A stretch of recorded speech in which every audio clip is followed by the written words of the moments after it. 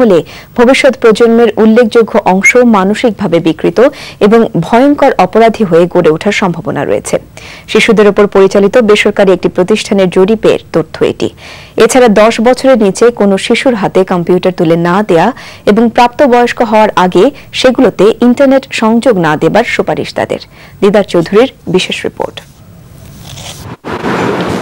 যুক্তরাষ্ট্রভিত্তিক একটি বেসরকারি সংস্থার জরিপ বলছে, বাংলাদেশে ইন্টারনেট ব্যবহারকারী শিশুদের শতকরা 80% নিজের অজান্তেই সাইবার ক্রাইমের শিকার হচ্ছে। এদের মধ্যে 80% ফেসবুকে একাধিক অ্যাকাউন্ট ব্যবহার করে। এছাড়া এরা নিয়মিতই ইন্টারনেটে আপত্তিকর সাইট ব্যবহার করে। যে হারে দেশে শিশু ইন্টারনেট ব্যবহারকারী বৃদ্ধি পাচ্ছে, তাতে একটি সুস্থ প্রজন্ম গড়ায় ঝুঁকি বলে মনে করেন বিশেষজ্ঞরা। তারা বলছেন, কম্পিউটারকে 8-10টি খেলনা না ভেবে এটিকে শিশুদের উপযোগী করে দিতে হবে। বেশ কিছু সফটওয়্যার আছে, প্যারেন্টরা সেগুলো ইউজ করতে পারেন। সাইবার পেট্রোল নামে আছে, নেট ন্যানি আছে, এগুলো দিয়ে আপনার আনওয়ান্টেড সাইটের অ্যাক্সেস বন্ধ করা যায়। আর কিছু সফটওয়্যার আছে যেগুলো দিয়ে ইউজ ট্র্যাক করা যায়, সারাদিনে কি কি কাজে ব্যবহার হলো সেটা ট্র্যাক করা যায়। সেখান থেকে কিন্তু অভিভাবকরা বুঝতে পারেন যে কি কাজে ব্যবহার করছে। যদি অন্যরকম কিছু ব্যবহার করে থাকে, সেটা তার সঙ্গে কাউন্সেলিং করা, তাকে বোঝানো, সেগুলো কিন্তু সুযোগ থাকে। এটি একটি দিক। বিশেষজ্ঞরা বলছেন, পরিবারের সকল সদস্যকে পৃথক কম্পিউটার না দিয়ে একটির মধ্যেই সেটির পারিবারিক ব্যবহার বাড়ানো গেলে এর অপব্যবহার কমানো সম্ভব।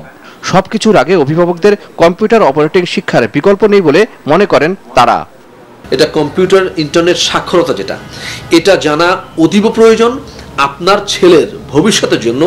ইউ শুড নো দিস, এবং আপনার নিজের জন্য ইউ শুড নো দিস। এবং উইদাউট নোয়িং দিস কম্পিউটার, এটা আমি আর্জ করব কোনো বাবা মাই যেন তার সন্তানের হাতে কম্পিউটার না তুলে দেয়।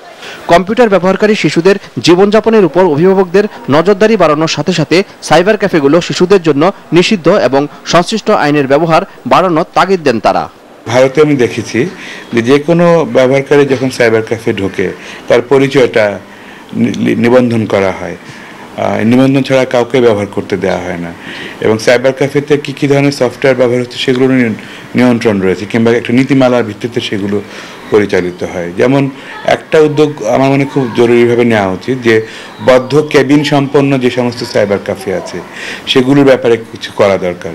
ফেসবুক কর্তৃপক্ষের ঘোষণা অনুযায়ী শিশুদের জন্য আলাদা ফেসবুক চালু হলে এবং এরই ধারাবাহিকতায় অন্যরাও শিশুবান্ধব ওয়েবসাইট চালু করলে তাদের অপরাধী হয়ে গড়ে ওঠার সুযোগ কম থাকবে বলে মনে করেন তারা। দিদার চৌধুরী, এনটিভি নিউজ,